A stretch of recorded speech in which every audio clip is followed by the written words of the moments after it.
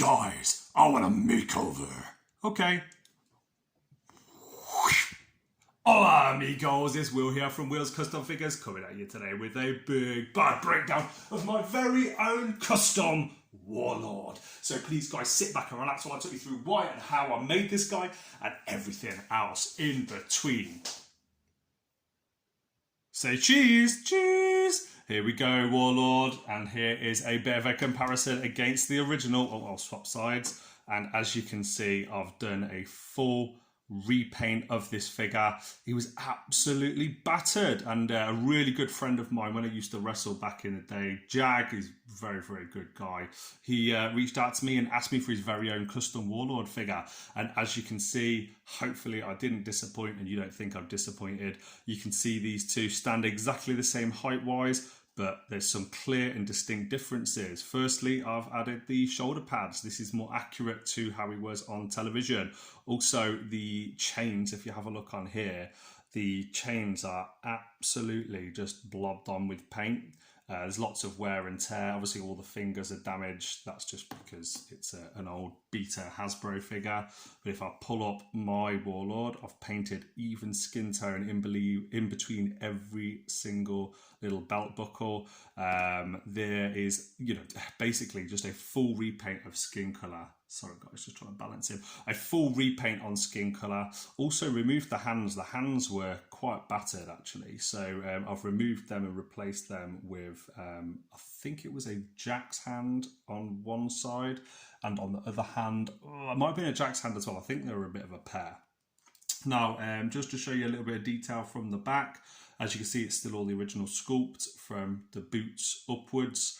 I've repainted all the blacks because they'd started to wear off, and you can see lots and lots of damage on there.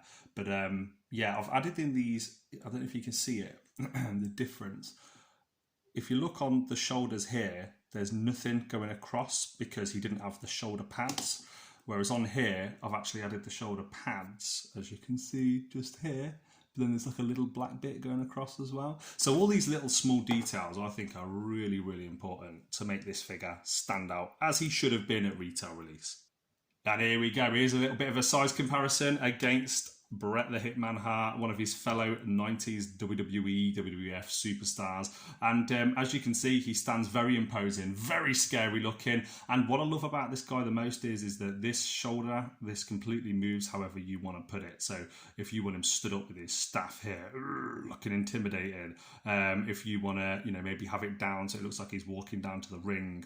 However you want to do it, there is still complete articulation. Also in the head as well. So you can see, like, this shot looks absolutely badass. I was playing with this beforehand. And if I just bring in the original, as you can see, like Warlord, as you can tell, just from his figure alone, if you don't know who this guy is, was a super imposing and scary human being. He's an absolute tank of a man, a monster of a man, if you will. And for me, I just felt like this figure, this felt like a little bit rushed. I seen the original Hasbro artwork and things like that from it, and I wanted to make sure that I had a figure that lived up in comparison to what my mind's eye had of the Warlord. Now, as you can see, very intimidating, especially with the fist. I'll replace the fist here and basically cut it off with a hacksaw and then glued it on and made sure there was clay in between so you couldn't tell where it had joined. I love the angle on this guy, on the fist as well. Like, look at that for a pose. Damn, that, like, if that was in a toy shop, man, I'm buying 4 or 5 of those. The other Hasbro Warlord figure, it's a classic. It is a classic, but it certainly doesn't stand the test of time with all the quality and the details that we have today.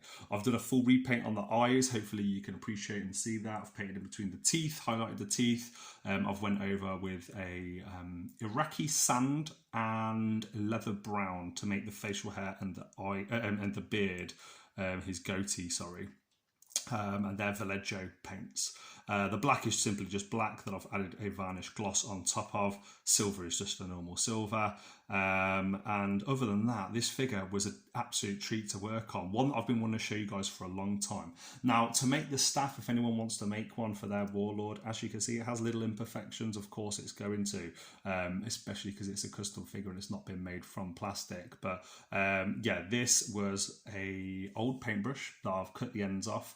I've cut the W out of thick card, 2 or 3 layers, and then super glued it. Once I've super glued it on there, I'll then spray paint the whole thing. And as you can see, it does come out of his hands. I'm not gonna, oh no, do you know what? I'm gonna remove it. I am gonna remove it. There we go.